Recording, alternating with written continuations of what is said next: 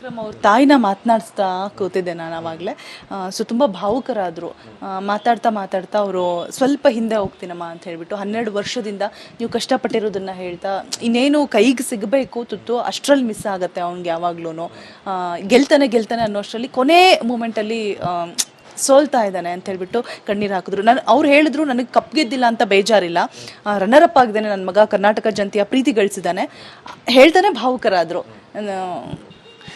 C and ಎಲ್ಲ ಫ್ಯಾಮಿಲಿಗೂ ಅವ್ರ ಮನೇಲಿ ಅವ್ರ ಮಗನೇ ಗೆಲ್ಲಬೇಕು ಅನ್ನೋದಿರುತ್ತೆ. It is not joke. ಯಾಕಂದರೆ ಈ ಇಂಡಸ್ಟ್ರಿಲಿ ಎಸ್ಪೆಷಲಿ ಪ್ರತಿಯೊಬ್ಬ ಯೂತ್ಸು ನಂತರ ಏನು ಕಷ್ಟಪಡ್ತಾ ಇದ್ದಾರೆ ಅವರೆಲ್ಲರೂ ಸೇಮ್ ಸ್ಟ್ರಗಲ್ಲೇ ಮಾಡ್ಕೊಂಬರ್ತಾ ಇರೋದು. ನಂದೇನೋ ಸಪ್ರೇಟ್ ಜರ್ನಿ, ಇನ್ನೊಬ್ರದ್ದೇನೋ separate journey, no I don't accept it. It is like ನಂದೇ ಯಾವುದೋ ಒಂದು ಜರ್ನಿ ಅಷ್ಟೇ. ನಾನು ಸ್ಪೋರ್ಟ್ಸಲ್ಲಿದ್ದೆ, ಅದಾದಮೇಲೆ ಇದಕ್ಕೆ ಬಂದೆ, ಜಿಮ್ ಕೆರಿಯರ್ ಅಂತ ಆಯಿತು. ನಂದು ಈ ಥರ ಜರ್ನಿ. ಆದರೆ ನಂತರ ಕೂತಿರೋರು ತುಂಬ ಜನ ಇದ್ದಾರೆ. ಆ್ಯಂಡ್ ಎಲ್ಲರ ಮನೇಲೂ ಅದೇ ಇರುತ್ತೆ. ಏಜಿಗೆ ತಕ್ಕನಾಗ ಮದುವೆ ಆಗಿರಲ್ಲ, ಏಜಿಗೆ ತಕ್ಕನಾಗ ದುಡ್ಡು ಮಾಡಿರಲ್ಲ, ಮನೆಗೆಲ್ಲ ಬೇರೆಯವರೆಲ್ಲ ತುಂಬ ಮಾಡ್ತಾ ಇದ್ದಾರೆ ಅನ್ನೋದೊಂದು ಎಕ್ಸ್ಪೆಕ್ಟೇಷನ್ ಇರುತ್ತೆ. ಇನ್ ದಾಟ್ ನನಗೆ ಆ ಜರ್ನಿ ಥರ ತೊಗೊಂಡ್ರೆ ನಾನು ಸಿನಿಮಾದಲ್ಲಿ ತುಂಬ ಚೆನ್ನಾಗಿದ್ದೀನಿ. ಆ್ಯಂಡ್ ಸಿನಿಮಾಗಳು ತುಂಬ ಚೆನ್ನಾಗಿ ಮಾಡ್ಕೊಂಡು ಹೋಗಿದ್ದೀನಿ. ಆ್ಯಂಡ್ ಈ ಶಾರ್ಟ್ ಟರ್ಮಲ್ಲಿ ಕರೋನಾ ಅನ್ನೋದೊಂದು ಬಿಟ್ಟರೆ ಆ್ಯಂಡ್ ನಂಗೆ ಚೆನ್ನಾಗಿರೋ ಒಂದು ಸೀರಿಯಲ್ ಸಿಕ್ಕಿತ್ತು ಕಲರ್ಸ್ ಕಡೆಯಿಂದ. ಆ್ಯಂಡ್ ದಿಸ್ ಬಿಗ್ ಬಾಸ್ ವೇದಿಕೆ I am doing really good. ಇದೊಂದು 4 years ಗ್ಯಾಪ್ ಅನ್ನೋದೇನು ಬಿಟ್ಟರೆ, ಕರೋನಾದನ್ನು 4 years ಗ್ಯಾಪ್ ಅನ್ನೋದೊಂದು ಬಿಟ್ಟರೆ otherwise I am doing good.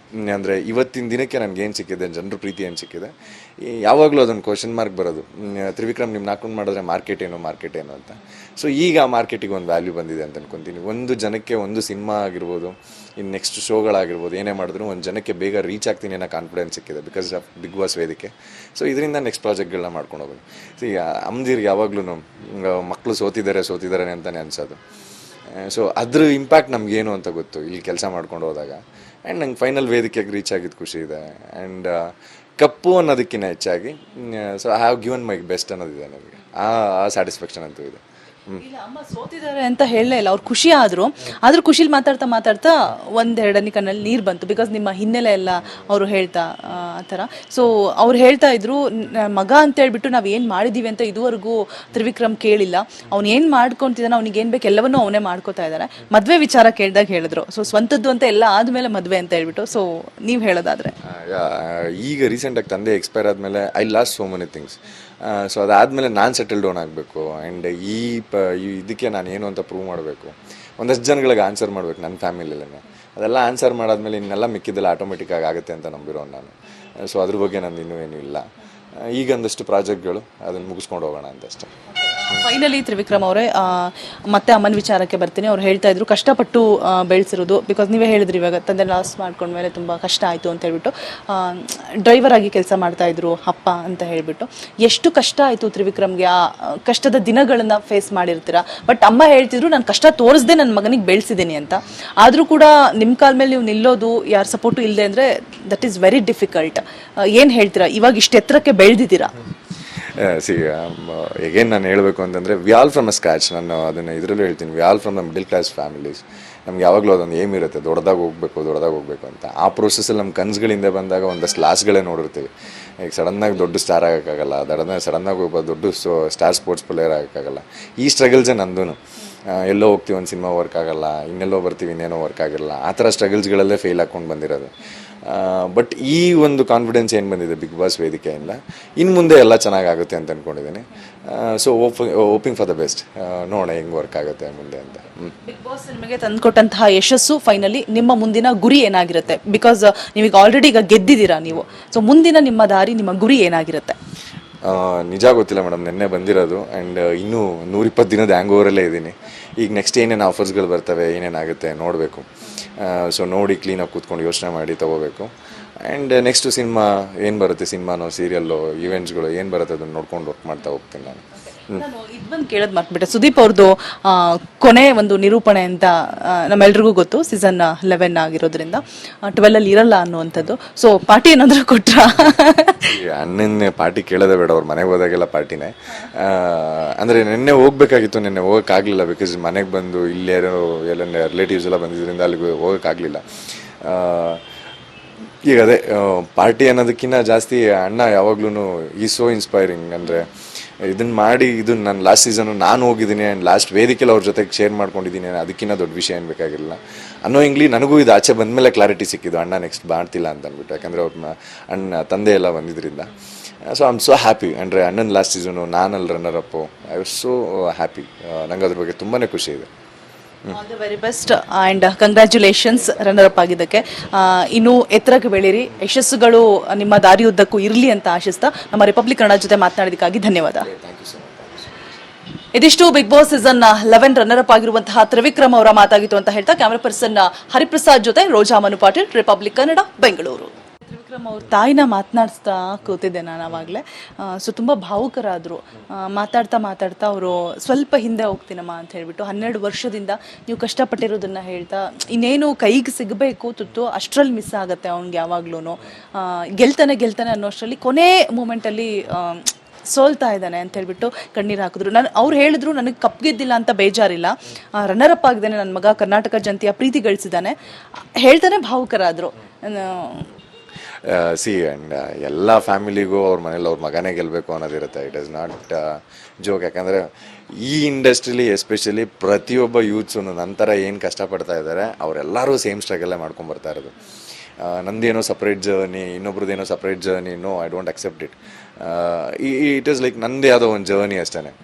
ನಾನು ಸ್ಪೋರ್ಟ್ಸಲ್ಲಿದ್ದೆ, ಅದಾದಮೇಲೆ ಇದಕ್ಕೆ ಬಂದೆ, ಜಿಮ್ ಕೆರಿಯರ್ ಅಂತ ಆಯಿತು. ನಂದು ಈ ಥರ ಜರ್ನಿ. ಆದರೆ ನಂತರ ಕೂತಿರೋರು ತುಂಬ ಜನ ಇದ್ದಾರೆ. ಆ್ಯಂಡ್ ಎಲ್ಲರ ಮನೇಲೂ ಅದೇ ಇರುತ್ತೆ. ಏಜಿಗೆ ತಕ್ಕನಾಗ ಮದುವೆ ಆಗಿರಲ್ಲ, ಏಜಿಗೆ ತಕ್ಕನಾಗ ದುಡ್ಡು ಮಾಡಿರಲ್ಲ, ಮನೆಗೆಲ್ಲ ಬೇರೆಯವರೆಲ್ಲ ತುಂಬ ಮಾಡ್ತಾ ಇದ್ದಾರೆ ಅನ್ನೋದೊಂದು ಎಕ್ಸ್ಪೆಕ್ಟೇಷನ್ ಇರುತ್ತೆ. ಇನ್ ದಾಟ್ ನನಗೆ ಆ ಜರ್ನಿ ಥರ ತೊಗೊಂಡ್ರೆ ನಾನು ಸಿನಿಮಾದಲ್ಲಿ ತುಂಬ ಚೆನ್ನಾಗಿದ್ದೀನಿ. ಆ್ಯಂಡ್ ಸಿನಿಮಾಗಳು ತುಂಬ ಚೆನ್ನಾಗಿ ಮಾಡ್ಕೊಂಡು ಹೋಗಿದ್ದೀನಿ. ಆ್ಯಂಡ್ ಈ ಶಾರ್ಟ್ ಟರ್ಮಲ್ಲಿ ಕರೋನಾ ಅನ್ನೋದೊಂದು ಬಿಟ್ಟರೆ ಆ್ಯಂಡ್ ನಂಗೆ ಚೆನ್ನಾಗಿರೋ ಒಂದು ಸೀರಿಯಲ್ ಸಿಕ್ಕಿತ್ತು ಕಲರ್ಸ್ ಕಡೆಯಿಂದ. ಆ್ಯಂಡ್ ದಿಸ್ ಬಿಗ್ ಬಾಸ್ ವೇದಿಕೆ, I am doing really good. ಇದೊಂದು 4 years ಗ್ಯಾಪ್ ಅನ್ನೋದೇನು ಬಿಟ್ಟರೆ, ಕರೋನಾದನ್ನು 4 years ಗ್ಯಾಪ್ ಅನ್ನೋದೊಂದು ಬಿಟ್ಟರೆ otherwise I am doing good. ಅಂದರೆ ಇವತ್ತಿನ ದಿನಕ್ಕೆ ನನಗೆ ಏನು ಸಿಕ್ಕಿದೆ, ಜನರ ಪ್ರೀತಿ ಏನು ಸಿಕ್ಕಿದೆ, ಯಾವಾಗಲೂ ಅದೊಂದು ಕ್ವಶನ್ ಮಾರ್ಕ್ ಬರೋದು. ತ್ರಿವಿಕ್ರಮ್ ನಿಮ್ಮ ನಾಲ್ಕು ಮಾಡಿದ್ರೆ ಮಾರ್ಕೆಟ್ ಏನು ಅಂತ. ಸೊ ಈಗ ಆ ಮಾರ್ಕೆಟಿಗೆ ಒಂದು ವ್ಯಾಲ್ಯೂ ಬಂದಿದೆ ಅಂತ ಅನ್ಕೊತೀನಿ. ಒಂದು ಜನಕ್ಕೆ ಒಂದು ಸಿನಿಮಾ ಆಗಿರ್ಬೋದು, ಇನ್ನು ನೆಕ್ಸ್ಟ್ ಶೋಗಳಾಗಿರ್ಬೋದು, ಏನೇ ಮಾಡಿದ್ರು ಒಂದು ಜನಕ್ಕೆ ಬೇಗ ರೀಚ್ ಆಗ್ತೀನಿ ಅನ್ನೋ ಕಾನ್ಫಿಡೆನ್ಸ್ ಸಿಕ್ಕಿದೆ ಬಿಕಾಸ್ ಆಫ್ ಬಿಗ್ ಬಾಸ್ ವೇದಿಕೆ. ಸೊ ಇದರಿಂದ ನೆಕ್ಸ್ಟ್ ಪ್ರಾಜೆಕ್ಟ್ಗಳನ್ನ ಮಾಡ್ಕೊಂಡು ಹೋಗೋದು. ಸೊ ಈಗ ಅಮ್ದಿರ್ಗೆ ಯಾವಾಗಲೂ ಮಕ್ಕಳು ಸೋತಿದ್ದಾರೆ ಅಂತಲೇ ಅನ್ಸೋದು.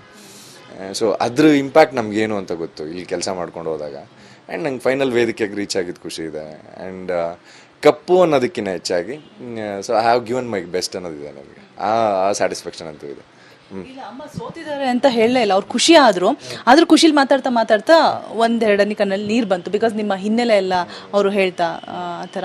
ಸೊ ಅವ್ರು ಹೇಳ್ತಾ ಇದ್ರು, ಮಗ ಅಂತ ಹೇಳ್ಬಿಟ್ಟು ನಾವು ಏನು ಮಾಡಿದ್ದೀವಿ ಅಂತ ಇದುವರೆಗೂ ತ್ರಿವಿಕ್ರಮ್ ಕೇಳಿಲ್ಲ.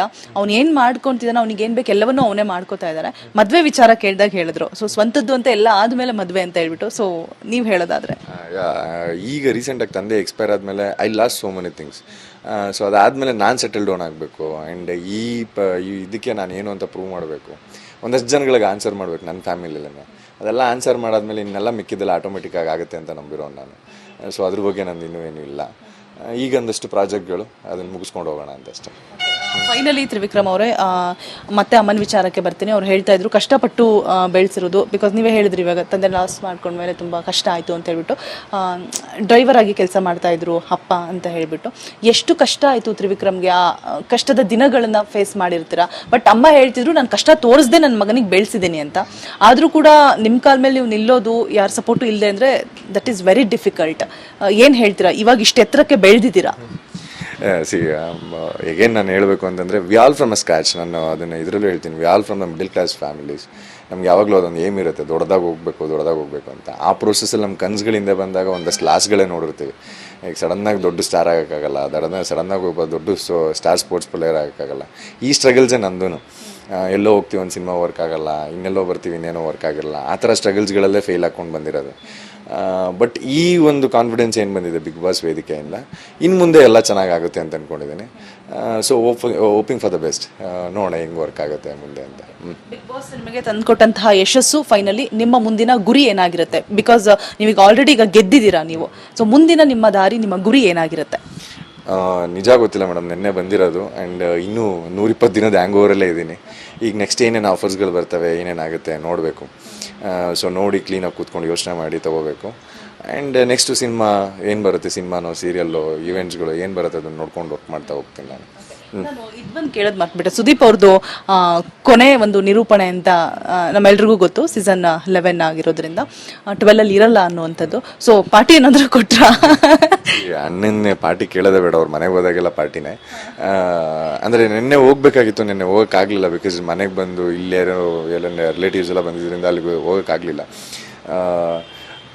ಈಗ ಅದೇ ಪಾರ್ಟಿ ಅನ್ನೋದಕ್ಕಿಂತ ಜಾಸ್ತಿ ಅಣ್ಣ ಯಾವಾಗ್ಲೂ ಈ ಸೋ ಇನ್ಸ್ಪೈರಿಂಗ್. ಅಂದರೆ ಇದನ್ನ ಮಾಡಿ, ಇದು ನಾನು ಲಾಸ್ಟ್ ಸೀಸನು ನಾನು ಹೋಗಿದ್ದೀನಿ ಆ್ಯಂಡ್ ಲಾಸ್ಟ್ ವೇದಿಕೆಲ್ಲ ಅವ್ರ ಜೊತೆಗೆ ಶೇರ್ ಮಾಡ್ಕೊಂಡಿದ್ದೀನಿ, ಅದಕ್ಕಿಂತ ದೊಡ್ಡ ವಿಷಯ ಏನು ಬೇಕಾಗಿಲ್ಲ. ಅನ್ನೋಯಿಂಗ್ಲಿ ನನಗೂ ಇದು ಆಚೆ ಬಂದಮೇಲೆ ಕ್ಲಾರಿಟಿ ಸಿಕ್ಕಿದ್ದು, ಅಣ್ಣ ನೆಕ್ಸ್ಟ್ ಮಾಡ್ತಿಲ್ಲ ಅಂತ ಅಂದ್ಬಿಟ್ಟು. ಯಾಕಂದರೆ ಅವ್ರ ತಂದೆ ಎಲ್ಲ ಬಂದಿದ್ದರಿಂದ. So I am so happy. ಅಂದರೆ ಅಣ್ಣನ ಲಾಸ್ಟ್ ಸೀಸನು ನಾನಲ್ಲಿ runner Appu, I was so happy. ನಂಗೆ ಅದ್ರ ಬಗ್ಗೆ ತುಂಬಾ ಖುಷಿ ಇದೆ. All the very best and congratulations runner up ಆಗಿದ್ದಕ್ಕೆ.